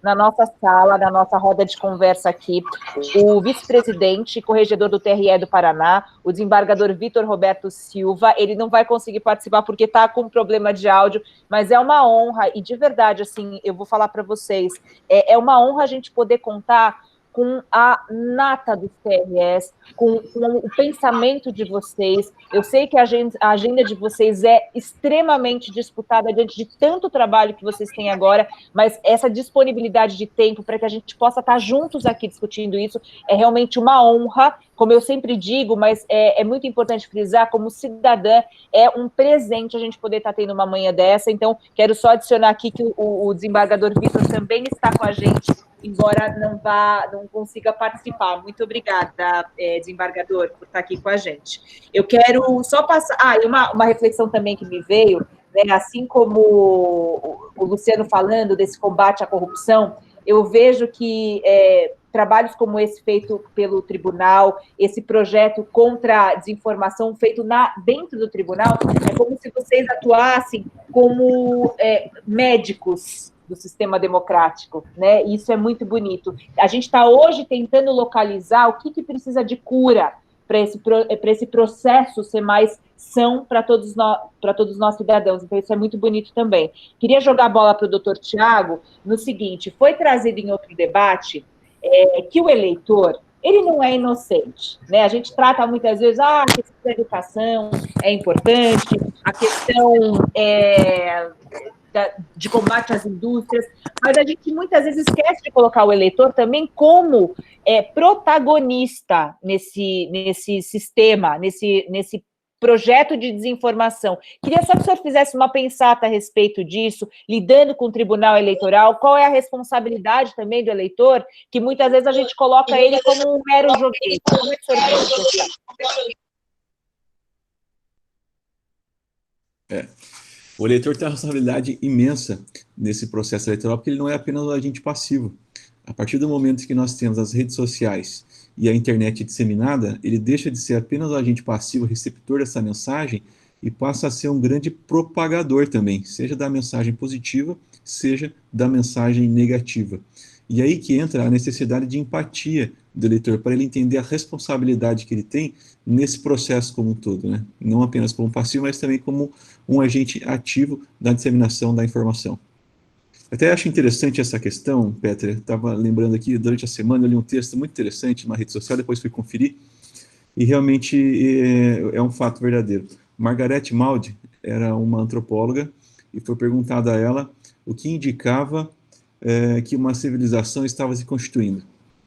E ela dizia que o que significava uma civilização em constituição era um fêmur cicatrizado, porque significa que esse animal não foi deixado à própria sorte, ele foi cuidado por alguém. Alguém o protegeu, o alimentou até que essa ferida cicatrizasse. E nós chegamos agora, 15 mil anos depois, lá no Guarujá, que foi um símbolo da tragédia da fake news, da desinformação, de uma mulher jovem ter sido espancada por vizinhos por conta de um boato de que ela teria usado magia negra. Então, o que aconteceu nesses 15 mil anos de história é que nós perdemos a empatia com as pessoas e, em vez de proteger, né, pensando nesse bom animal, em vez de protegê-lo, passamos a atacá-lo por conta de uma notícia falsa, de uma desinformação. E aí encontrar esse meio do caminho, essa responsabilidade com que se compartilha e o que se faz com ela é uma missão de todos nós, dos eleitores e dos agentes políticos. Muito bom. Aqui o pessoal no chat tá gostando aqui, falando, é isso mesmo, o eleitor é protagonista. Eu quero saber também da doutora Heloísa, nessa ideia, né, que me veio agora, nesse processo de cura que a gente precisa passar no nosso processo eleitoral, para que a gente chegue num resultado, né, num processo em si, né, que represente de verdade o que nós queremos, essa lisura, essa clareza, essa falta de desinformação. Como é que a senhora vê também tanto a responsabilidade do eleitor, né, quanto esses desafios que nós temos, já pegando aqui o gancho na pergunta das plataformas, que é um desafio também, inclusive para o Ministério Público, né, doutora? Lidar com o volume, entender as responsabilidades. Acho que hoje em dia a gente fica, meu Deus, de quem é a responsabilidade? Acho que essa é a pergunta que todo mundo se faz, né? Queria saber um pouquinho da senhora a respeito disso. Enquanto eu estava aqui ouvindo as falas dos participantes, me ocorreu um insight. Nós estamos sendo vítimas de uma fake news, de que não existe uma legislação, ou que não existe meios de punição, ou não existe meio de controle. Então, você me perguntou isso, e juntando com a fala do Dr. Cássio, eu percebi que a gente tem que levar para os eleitores, levar para os candidatos, levar para os partidos, até o Dr. Cássio me disponho a fazê-lo juntamente com a OAB, que não depende da aprovação do PL que está lá no Senado e foi para a Câmara, porque a partir do momento que essa ideia cresce, poxa, agora teremos uma lei que sanciona fake news. Olha, o PL foi aprovado no Senado e agora vai para a Câmara. Agora, daqui a pouco, a gente não vai mais poder falar. Mentira! Já não se pode falar hoje, não se pode disseminar desinformação, não se pode falar mal do outro com o dolo, porque nós já temos um sistema punitivo, que é aquilo que eu falei ali no início. Então, essa informação é muito importante levar para o eleitor, para o partido e para os candidatos. Não pensem que é porque ainda é um projeto de lei que você vai poder falar tudo o que você quer e que só para a próxima eleição teremos meios de ir atrás, de punir. Não, isso pode ser feito hoje. Como eu falei, nossa legislação tem meios para fazer a punição em vários aspectos, no criminal, no civil e no eleitoral. Porque se uma pessoa, mesmo no âmbito eleitoral, se um candidato ou até um eleitor vai na internet e fala impropérios de outra pessoa ou de outro candidato, ela pode estar cometendo calúnia, aspecto penal. Ela pode estar utilizando indevidamente, se for um candidato, ele está utilizando indevidamente dos meios de comunicação que lhe foram dispostos. Ele pode incorrer e ser processado numa AIGE, que é uma ação de investigação judicial eleitoral, que é promovida pelo Ministério Público. E se ele prejudicou uma pessoa, uma empresa, um outro candidato, ele pode sofrer danos na esfera civil. A pessoa pode pedir uma reparação de danos. Olha, ele me prejudicou muito, ele falou mal, ele falou isso, eu tive prejuízos, ele pode ser obrigado lá, isso fora, daí, né, no particular, ele pode ser obrigado a reparar danos, a ter que pagar essa pessoa pelos danos sofridos. Então, o que me veio hoje dessa nossa conversa precisamos tirar a ideia de que está sendo feita uma lei para combate à desinformação. Não, nós já temos todas as ferramentas. Se você continuar disseminando o que não é verdade, prejudicando outras pessoas, você tem a tua punição. Não precisa esperar o projeto de lei ser aprovado. Eu acho que esse é o ponto que precisamos, assim, levar à população, levar aos candidatos. Muito bom, doutora Heloísa. E acho que o gancho perfeito para a gente falar a respeito dessas responsabilidades que o Michel Micheletto perguntou para a gente. Eu vou jogar essa questão para a Natália Leal, a diretora de conteúdo da agência Lupa. Inclusive a Lupa que também trabalha, né, Natália, em parceria com essas redes, para talvez potencializar a busca pelas notícias falsas, verificar o impacto dessas notícias falsas e aí sim fazer o processo de checagem. Talvez você possa contar um pouquinho disso para a gente, mas falar também e comentar dessa questão do Michel, assim, qual é a responsabilidade das plataformas hoje nessa disseminação? A gente, hoje no Brasil, na tua visão, isso é punido da maneira correta, isso é verificado da maneira correta, e na verdade essa acaba sendo uma discussão mundial, né, porque as plataformas são internacionais. Então eu queria saber um pouquinho da tua visão, Natália Leal, que é diretora de conteúdo da agência Lupa. Bom dia. Bom dia, Pétria, bom dia a todos que nos acompanham. Para mim é um prazer estar aqui mais uma vez, né, a gente tendo essa discussão aí tão embasada, com tantas visões e tantas informações importantes para a gente começar bem a semana, né? Falando um pouquinho sobre esse tipo de conteúdo, é sempre bom. Bom, a Lupa realmente tem algumas parcerias, né, com plataformas como o Facebook, o Google, o Twitter um pouco menos, né? E a gente sempre tenta colocá-los no centro também dessa discussão, né? A discussão sobre desinformação, ela passa muito pela responsabilidade das plataformas, né? De que forma elas lidam com o conteúdo e com as ações que se desenvolvem ali dentro daquele ambiente, né? Se fala muito em liberdade de expressão dentro desses ambientes, né? De que as pessoas têm o direito de dizer tudo o que elas querem dizer, que elas podem falar tudo o que elas quiserem, e que esse seria o ambiente ideal para isso, onde não há nenhuma moderação a não ser a dos próprios usuários, né? Mas a gente precisa pensar sempre que a liberdade de expressão, ela não é um salvo-conduto para condutas criminosas, né? A gente sempre precisa ter em mente que há um limite, né? Há um limite nessa liberdade de expressão, que não é o limite que vai ser imposto pelos usuários, mas é um limite que a gente já tem por lei, né? Então, como a Heloísa falou, a gente tem realmente alguns dispositivos já que podem ser usados, né? A gente não tem a necessidade de ter uma nova tipificação ou um novo projeto aí sendo discutido, como está sendo discutido nesse momento. Dentro dessas parcerias que a gente tem, né, com algumas plataformas, a gente recebe uma quantidade absurda de informação para verificar.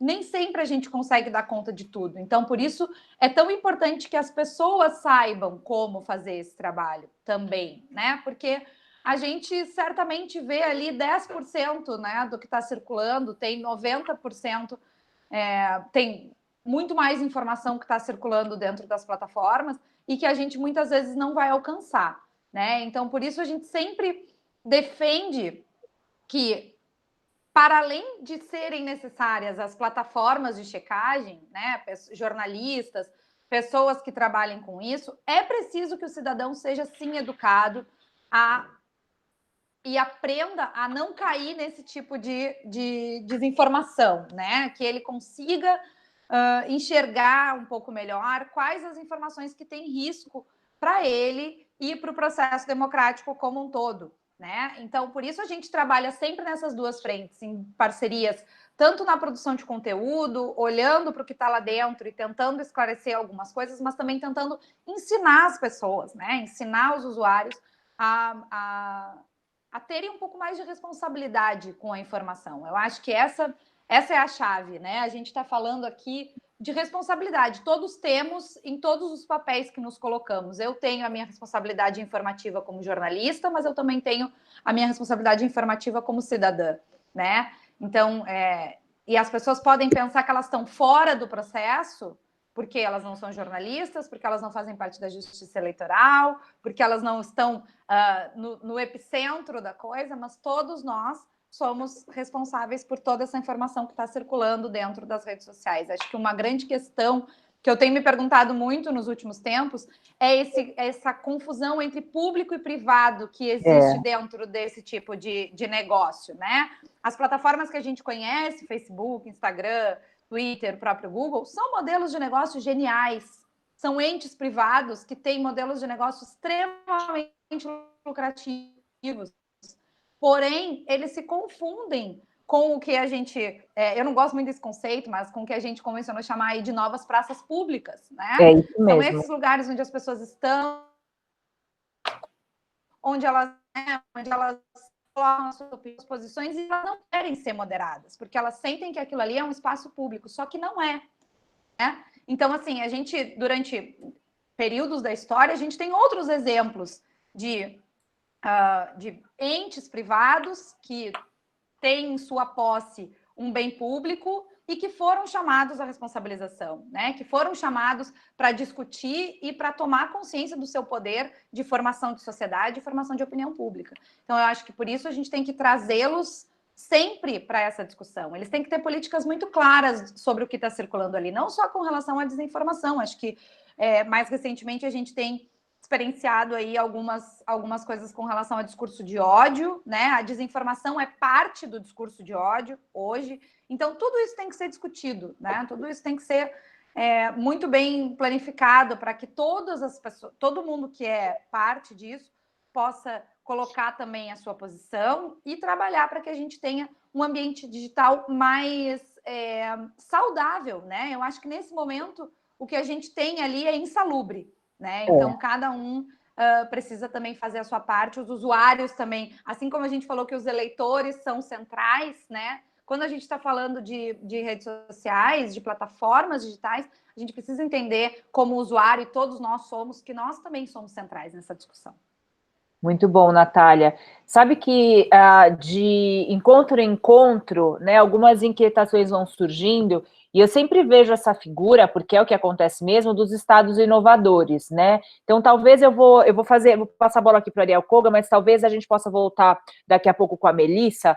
Óbvio que a gente está num ano atípico, né? As escolas paradas por causa da Covid, mas me veio uma reflexão se esse projeto, por exemplo, que acontece hoje no Paraná, que a Melissa contou para a gente, se não existe alguma possibilidade de ponte com as escolas, para dentro das escolas, que comece pelas escolas públicas, por exemplo, uma cadeira, uma aula de conduta nas redes, né? Alguma coisa que seja colocado obrigatoriamente, já que a gente está falando de uma questão pública, colocar dentro das escolas públicas uma cadeira, e isso impulsione as escolas privadas a terem algum tipo de ensino, não sei se obrigatório ou algum tipo de parceria, em que jornalistas, que seja do tribunal, não sei, eu estou jogando aqui uma questão, façam essa ponte com as escolas, porque se a gente está falando em formação cidadã, e que todos nós somos jornalistas, me parece um pouco, talvez, óbvio, que a gente vai ter que começar a formar o brasileiro para se movimentar nessa praça pública. É igual a gente ensinar natação. Você tem que ensinar a pessoa a não se afogar na piscina. Você vai ter que ensinar as crianças a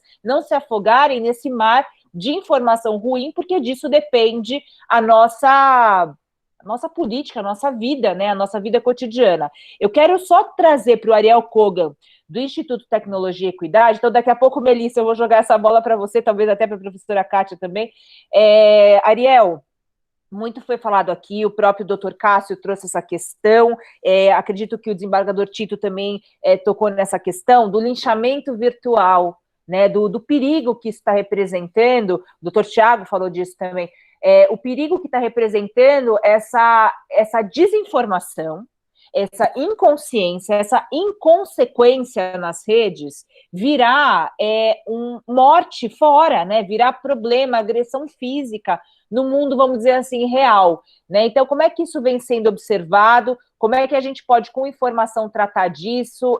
Traz um pouco para a gente de um cenário aqui para a gente compartilhar com os participantes. Já temos 90 participantes, realmente uma maneira, como a Natália colocou aqui, uma maneira muito inspiradora da gente começar a nossa semana.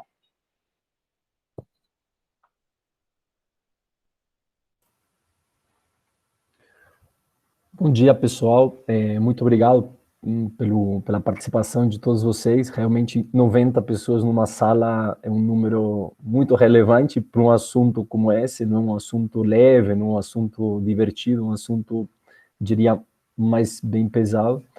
E a qualidade do debate está sendo muito boa. Estou aprendendo muito e dá para perceber que vocês têm um aprofundamento no assunto que realmente tem um destaque.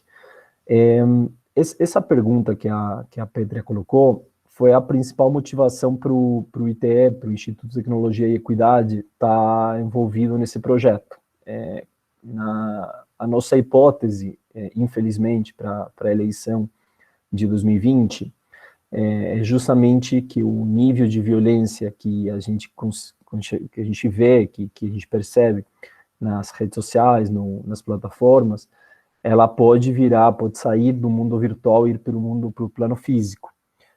Tem alguns pontos aí que são importantes. O primeiro, a gente está vivendo um momento de extrema polarização, e eu tenho dito isso, não é de polarização, porque se fosse só polarização, isso faz parte do jogo democrático, sempre existiu. É até bom que exista uma polarização dentro do processo do jogo democrático, da área democrática. Agora, a extrema polarização com violência que a gente está vendo, ela gera um curto-circuito na articulação e na comunicação da sociedade e na construção daquilo que é público. Então, é diferente. A gente está vivendo numa sociedade onde existe uma polarização do que está vivendo numa sociedade, principalmente no ambiente virtual, na vida virtual, onde existe uma extrema polarização com um nível bastante relevante de violência. E além disso, a hipótese ela está também vinculada com a capacidade de autonomia e de independência que tem os veículos jornalísticos em muitas regiões, em muitos cantos do Brasil, principalmente em cidades pequenas. Quando a gente vai para uma capital ou cidades maiores, ainda tem uma mídia, um jornalismo relativamente independente, com autonomia, que consegue, obviamente, faltaria muitas pernas, muitos braços para fazer essa checagem, para acompanhar o debate político e tudo mais, mas ainda tem uma certa autonomia para fazer essa checagem, para acompanhar o que está sendo discutido no debate público. Agora, quando você vai para cidades muito pequenas, onde os veículos de mídia eles estão cooptados ou pelo poder econômico ou pelo poder político, essa capacidade de checagem dos fatos, essa autonomia que esse quarto poder, a mídia, precisaria ter, não tem. Então, a gente tem um receio muito grande juntando esses dois fatores. Por um lado, essa violência que vem acontecendo no ambiente virtual, e podemos sim chamar de violência. Eu vou falar um pouquinho dos linchamentos virtuais, a destruição de reputações, um grupo de pessoas colocarem dados da pessoa, dados de endereço, telefone, etc., para destruir uma reputação. Isso é uma forma de violência, sem nenhuma dúvida, e sem falar de todo tipo de xingamentos, ameaças, etc. Então, a gente vê, sim, está vivendo, sim, um momento de violência no mundo virtual, e, por outro lado, essa falta, talvez, de braços e de autonomia em relação aos veículos de imprensa. Então, em relação aos linchamentos, esse é um ponto extremamente delicado, porque as instituições democráticas que a gente conhece, elas não têm capacidade de análise do volume de dados necessária para fazer o acompanhamento, monitoramento, controle e diminuição de uma onda dentro do ambiente virtual que corresponde a um linchamento. Então, num caso de, por exemplo, vamos pegar um caso de uma jornalista que está sendo ameaçada de morte, que acontece, isso já aconteceu com diversos jornalistas, mas vamos pegar um caso de uma jornalista, começa uma onda dentro do ambiente virtual, de exposição da pessoa, não necessariamente os conteúdos, mas da pessoa, com ameaças, exposição do endereço, do telefone, etc. Isso vira um assunto no nível nacional. O único agente do ecossistema que tem a capacidade computacional, tecnológica, de prever, se antecipar e diminuir o alcance daquela onda, daquele processo, daquele trending topic, que seria para o caso do Twitter, são as plataformas. Infelizmente, a justiça vai ficar sabendo daquilo algum tempo depois, e aquela reputação já foi destruída, aqueles dados da pessoa já foram divulgados abertamente para pessoas que, inclusive, poderiam até ter algum problema mental e fazer daquilo, como disse, levar aquilo para uma violência física. Então, o estrago já foi feito.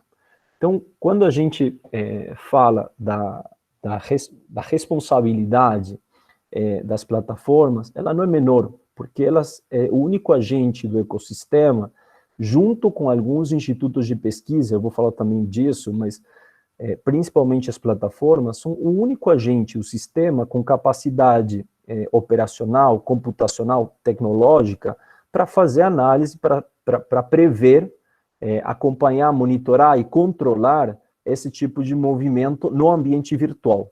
Se fosse um linchamento numa praça pública, tem a polícia. E aí tem as instituições democráticas que a gente conhece para agir nessa situação. Vai ter uma denúncia e vão agir. No caso do ambiente virtual, o único agente que consegue prever essa situação são as plataformas, e como eu disse, os institutos de pesquisa, que não são menos importantes, porque no Brasil tem alguns institutos de pesquisa muito relevantes e com um trabalho que é muito sólido, muito consistente. Então, alguns institutos dependem de universidades, eles utilizam dados, consomem dados, têm uma grande capacidade computacional, consomem dados das plataformas para fazer esse acompanhamento, esse monitoramento, essa análise do debate político e do que está acontecendo nessa praça pública virtual. A FGV tem os CELS, a USP tem o CELS, tem Minas Gerais tem o CELS, enfim, Espírito Santo tem o CEL, tem vários institutos de pesquisa que dependem de universidade, só que esses institutos de pesquisa vivem e consomem dados que as plataformas detêm. Então, se as plataformas não oferecem esses dados para esses institutos de pesquisa, também não pode ser feito esse acompanhamento pelos próprios institutos. A gente já teve uma situação nesse sentido, em relação ao Facebook, a gente, através de um dos institutos de pesquisa da FGV, a gente solicitou dados para o Facebook na última eleição, na eleição de 2018, e até hoje não teve resposta. A única resposta foi que essa autorização deveria vir dos Estados Unidos. E aí a gente percebe que existe sim um problema relacionado às plataformas. eu sempre digo assim, a gente não gosta de colocar elas como vilões dessa história. Projeto de lei, não quero me estender muito, mas até dando um pitaco em relação a esse projeto de lei, é dificílimo construir projeto de lei para legislar tecnologia. Muitas vezes o retrocesso é muito maior do que você consegue aprimorar do processo, legislando nessa área, e a gente entende que esse é o caso do PL que está sendo discutido. Então, em relação às plataformas, tem muito mais de pressão da sociedade, das instituições, de maneira clara, para entender o que a sociedade, o que as instituições democráticas precisam delas, e precisam que elas façam, do que levar isso para um projeto de lei e tudo mais. Um dos pontos que já demorou para acontecer, e nessa eleição precisa, de fato, acontecer, é a transparência. Sim, em várias áreas relacionadas às plataformas, um dos pontos é a questão do financiamento, das publicidades, que tem a ver com políticos, com candidatos, partidos e tudo mais, mas não é só de transparência em relação ao financiamento, mas também o tipo de conteúdo que é removido, os algoritmos, as informações que estão chegando no cidadão. Tem uma série de questões que precisam de muita mais transparência e muito mais envolvimento dessas plataformas. E outro dos pontos que também é fundamental são as campanhas de capacitação, mas de educação. Nesse sentido, o novo presidente, o ministro Barroso, ele tem falado bastante, e a gente fica muito feliz com isso. As plataformas precisam se envolver em campanhas no nível nacional, de conscientização, de educação desse cidadão que está aprendendo a fazer uso do ambiente virtual. E esse é um ponto importante. Assim, a grande maioria dessas pessoas, elas estão aprendendo a fazer, a gente está aprendendo a fazer uso do ambiente virtual. É muito novo, a gente não tem essa nova realidade, não tem 15 anos no mundo, e para muitos tem muito menos. Então, até eu ouço muito isso, assim, daqui a alguns anos, quando a gente olhar para esse momento de hoje, é parecido com o que aconteceu com o cigarro. A gente vai falar, não é possível que a gente passava tantas horas no ambiente virtual dessa forma, lidava dessa forma com o ambiente virtual, muitas vezes de uma forma que não é saudável. Mas é isso, é muito recente, ninguém ensinou as pessoas, nem as crianças ainda, a lidar com essa quantidade de informação, com essa velocidade da informação. Então, essas campanhas no nível nacional são fundamentais para transformar cada cidadão num potencial checador. Então, quando a gente fala, o jornalismo, a checagem de fatos, o jornalismo é fundamental, se é um agente do ecossistema chave nesse processo de combate à desinformação acelerada pela tecnologia, mas não é suficiente. Tem um número aí, tem uma quantidade de cidadãos que precisam virar potenciais checadores. Então, por isso é tão importante, a gente vem falando isso, e a gente tem muita vontade de impulsionar uma campanha para que os políticos e os partidos, eles se comprometam a colocar a fonte da informação do material de marketing que eles divulgam. Então, assim, qualquer material de marketing aí, eleitoral dos candidatos, dos partidos, ele deveria vir acompanhado da fonte da informação daquele conteúdo. Que aí você dá a possibilidade, dá a oportunidade às pessoas de irem atrás dessa informação, de checarem essa informação. E, obviamente, serve também para a justiça eleitoral, para os checadores, para a imprensa, no geral. Mas é isso, assim, a gente tem alguns desafios aí muito relevantes. Esse, em particular, dos linchamentos, é um receio muito grande que a gente tem na próxima eleição, e é fundamental que as plataformas se responsabilizem e se envolvam para que isso não aconteça. Pétria, você me permite pegar um gancho na fala do Ariel e responder a tua pergunta? Vamos lá, pode falar, professora Kátia. Então, se falou dessa questão de formar mais checadores, né, e você me perguntou da questão da alfabetização para a mídia, né. Claro que nós, jornalistas, somos suspeitos, a gente acha que isso deveria ser aprendido na escola, né, mas os professores precisariam de um treinamento para isso, né. Por que eu sou suspeita? Porque eu já entrevistei pessoas de várias áreas diferentes que defendem que tudo seja aprendido na escola. Então, alimentação saudável, educação financeira, questão do trânsito. Então, claro que todas essas questões que são da realidade das pessoas deveriam ser, em algum momento, debatidas nas escolas, mas elas precisariam ser debatidas com um nível de qualidade, né? A gente fala muito sobre a alfabetização para a mídia, né? E existe a alfabetização para crianças e jovens, e existem dos adultos que precisam ser treinados para isso, né? Em alguns países, isso já faz parte da realidade. Na França, por exemplo, a questão da alfabetização para a mídia faz parte do conceito debatido dentro da escola, mas a gente precisaria ter um pouco mais de formação dos professores para conseguir levar esse conteúdo para a escola, me parece, né? E já respondendo a pergunta do chat, porque eu acho que tem relação com isso, né? Sim, os conteúdos que são distribuídos por grupos de WhatsApp são tidos como mais acreditados, até porque, assim, a gente não vai achar que aquela nossa tiazinha, né, que mandou aquela informação estava mal intencionada quando mandou isso, né, então existe uma questão de uma credibilidade intrínseca da pessoa que mandou e não do conteúdo, e depois eu posso falar do conceito de pós-verdade, que tem tudo a ver com isso, né, se a gente quiser discutir um pouquinho mais essa questão conceitual, né, e o que a imprensa pode fazer sobre isso? Eu acho que a imprensa pode bater na tecla de ter espaços separados dentro dos veículos de comunicação de checagem de informação. Alguns veículos já começaram a fazer isso, já tem isso, né? O G1 tem isso, o Estadão tem isso, o Estadão Verifica, o G1 tem Fato ou Fake, e a gente tem uma coalizão nacional que chama o Comprova, que a ABRAGE, a Associação Brasileira de Jornalismo Investigativo, da qual eu faço parte, é uma das signatárias do Comprova, né, uma colisão de vários veículos que fazem esse processo de checagem, e se for possível mais para frente, eu gostaria de explicar que nem tudo deve ser checado pela imprensa e distribuído de novo, porque senão você vai criar um processo maior de desinformação, ampliando, né, assim, aumentando a amplitude de algumas inverdades. Então, nem tudo deve ser verificado pela imprensa e publicado, porque senão você corre o risco de o veneno, né, da dose virar veneno, assim, sabe? Mais para frente, se for possível, eu posso explicar daí.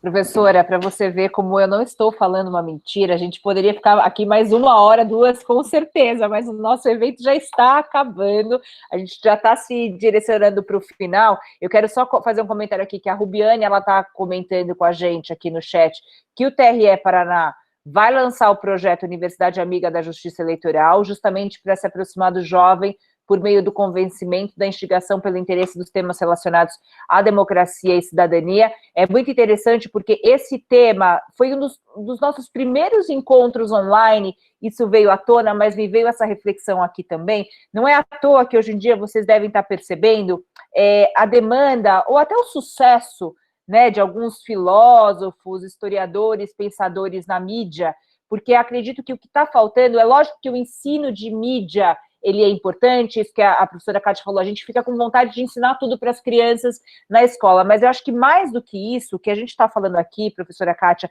é de uma formação ética, e essa formação ética / consciência, ela precisa ser trabalhada nas escolas, de uma maneira geral, com projetos, na universidade, é uma formação ética, porque acho que a dor que a gente tem em ver o nível de desinformação é a gente falar como é que a pessoa pode agir só com raiva e só com o fígado e compartilhar notícias que são claramente falsas, tem erro de digitação, tem erro de formato, está simulando uma notícia verdadeira. Então, acho que a gente está hoje, na verdade, por isso que esse encontro é tão maravilhoso, 91 pessoas em plena segunda-feira, a gente está discutindo consciência, e isso se reflete na política, se reflete na atitude dos nossos servidores que estão atuando por mais justiça, por mais transparência no nosso país. Eu quero jogar agora uma questão, a gente já está se encaminhando para o final desse encontro, falamos aqui a respeito de linchamentos virtuais,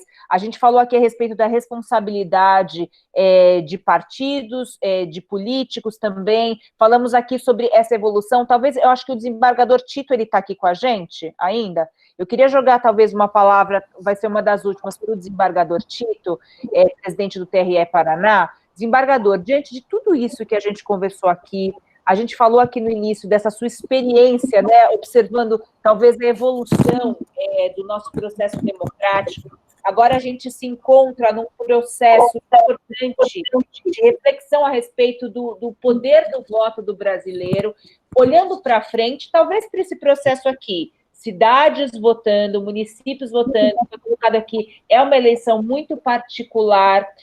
Como é que o senhor vê a importância, talvez, da articulação de instituições nesse combate, a problemática disso? O senhor é otimista em relação a esse nosso processo eleitoral de 2020? Como é que o senhor vê os desafios pelos quais a gente vai falar, falando à luz da sua experiência e do seu olhar para a nossa política, o que a gente pode ter aí como norte para nos guiar, principalmente essas inquietações, né? O senhor é otimista, pessimista? Como é que o senhor se vê aí nesse processo?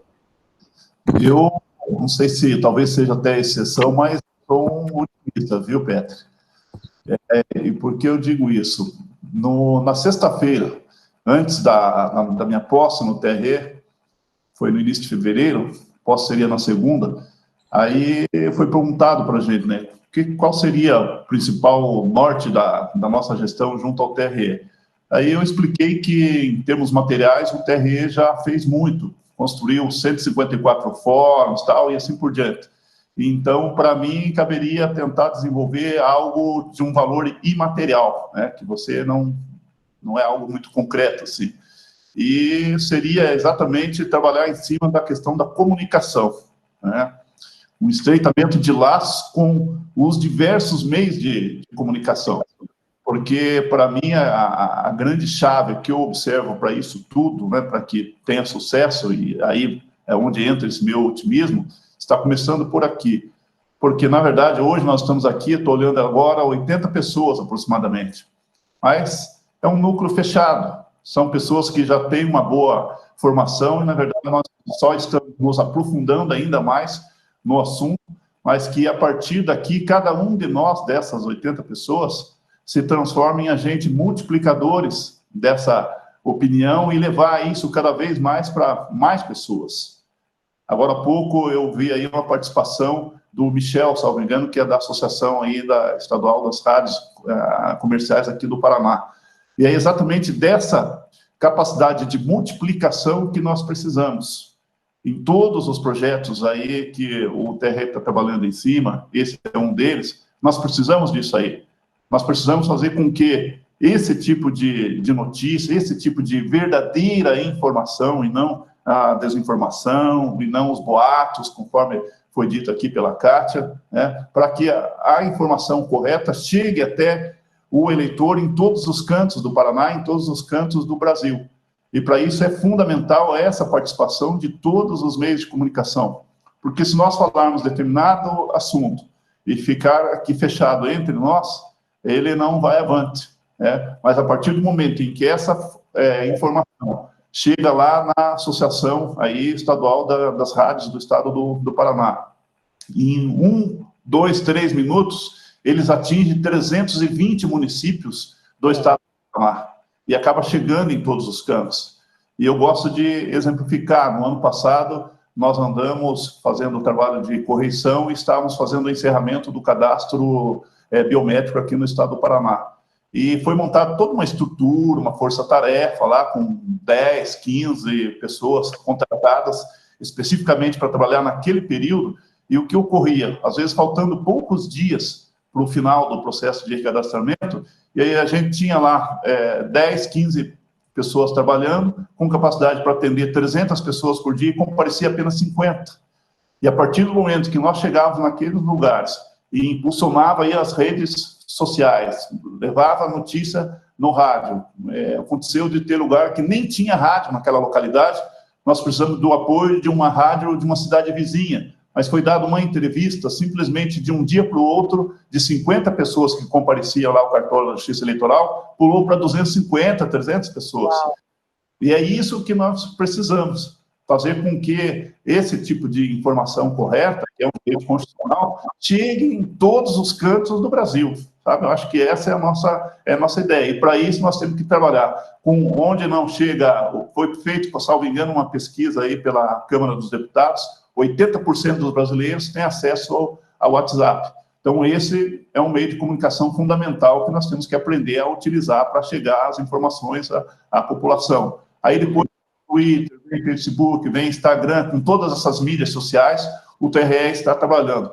Mas só uma parcela da população, que é significativa, que não tem, às vezes, acesso a esse tipo de informação. É onde entra o rádio, entra todos esses outros meios de comunicações tradicionais, que nós não podemos deixar de abrir mão de trabalhar juntamente com todos esses profissionais. Algo aqui, só para eu concluir a minha fala, é muito importante que eu ouvi o Ariel falando, ele comentou sobre a questão aí do meio ambiente. E hoje nós já estamos vivendo isso daí, é a poluição do meio ambiente digital, virtual, que nós temos que começar a trabalhar, assim como a Constituição diz que todos têm direito a um meio ambiente ecologicamente equilibrado. Para as presentes e as futuras gerações, nós temos que combater essa poluição digital também, para que as futuras gerações tenham aí um meio saudável, um meio ambiente digital saudável e receba as verdadeiras informações.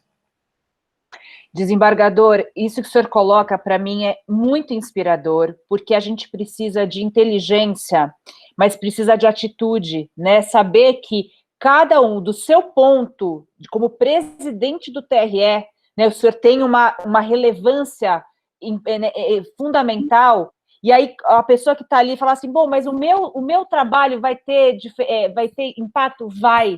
Não é só o cargo que eu ocupo, é a vontade de fazer e transformar, e saber que do ponto de onde eu estou, eu posso transformar. Então, por isso que essa iniciativa é incrível, e de todos nós que chegamos aqui, até o Márcio falou, batemos 90 integrantes nessa manhã, é fundamental, do ponto em que eu estou, eu posso fazer a diferença. Isso que o senhor está colocando é inspirador, e mais do que isso, essa inteligência de olhar para o nosso sistema, de trazer o mundo virtual para o mundo real e saber que a gente está vivendo esse mundo virtual, vai trazer essa responsabilidade para a gente. Realmente, essa fala para a gente já ir se encaminhando para o final, ela é de fato inspiradora. Eu não tenho como deixar de pensar que talvez o intercâmbio de tribunais seja essencial para que a gente leve essa inspiração para outros estados do Brasil, ver o projeto que vocês estão fazendo. E talvez para a gente encerrar, eu quero trazer a Melissa, que é chefe da seção de produção jornalística do TRE, do Paraná, até para responder aqui a questão do pessoal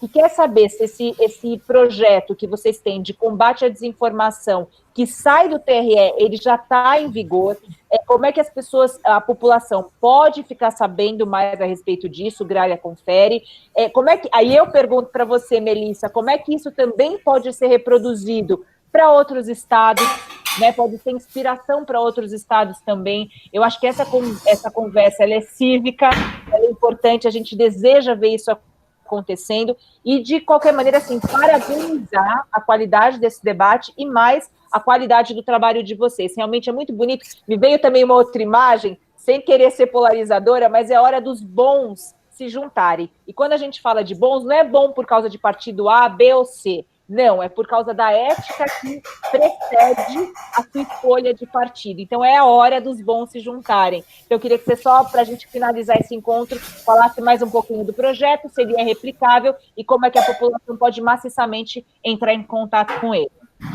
Obrigada, Pétria. Olha, só até eu queria vou retomar um ponto bem rapidamente, essa questão de como a população deve participar também desse processo de checagem, né? Deve ter pelo menos conhecimentos básicos, que foi mencionado pela Natália e pela Kátia.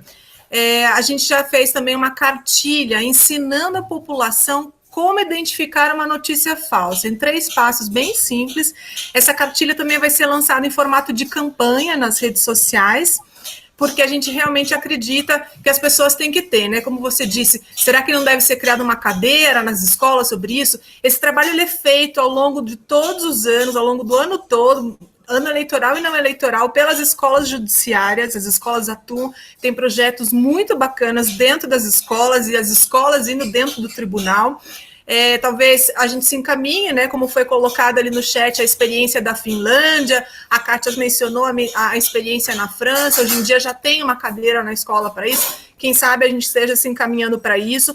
É uma das prioridades do TSE, do ministro Barroso, a questão do voto consciente e do voto jovem, então isso está realmente no radar da Justiça Eleitoral.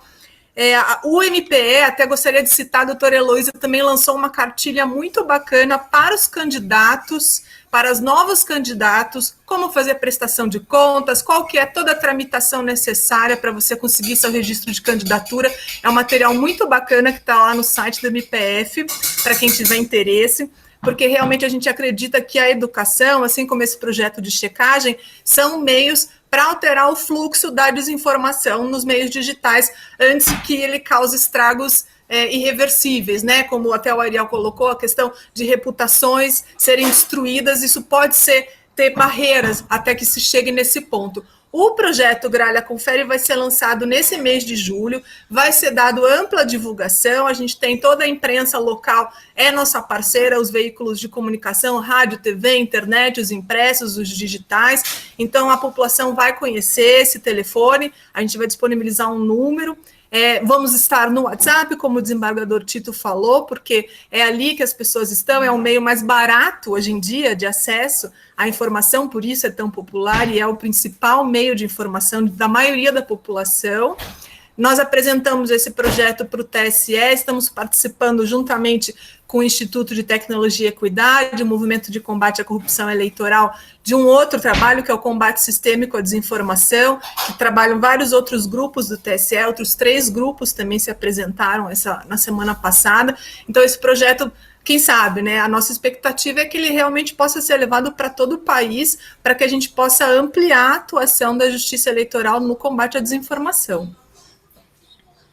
Muito bom, Melissa. Eu acho que a gente vai encerrando assim o nosso encontro, nosso talk show pela informação, pela democracia, pela ética, pela cidadania aqui no Paraná. Queria pedir para todo mundo, se possível, abrir suas câmeras para a gente fazer um registro desse encontro aqui, já reunindo 90 pessoas, então se abrirem as câmeras a gente pode fazer essa foto.